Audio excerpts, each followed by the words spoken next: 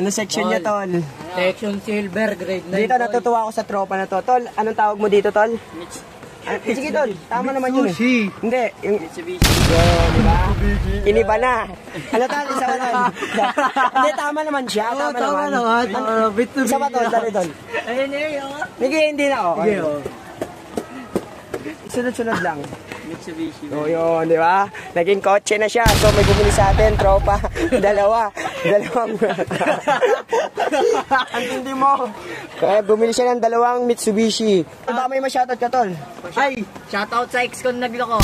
Shoutout pala kayo Samantha P. Kata. Tandaan mo, mahal. Ano tol, tawag ulit dito, tol? Last na, tol. Mitsubishi. Okay, let's go. Nandito tayo sa North. Nagbebenta ng ice candy. Ako lang yung makikita yung nagbebenta ng ice candy. Habang naulan, no? Pak, sila basang-basa na. Hindi ko pa sila naaabutan ng ano nila, ng gusto nilang bilhin.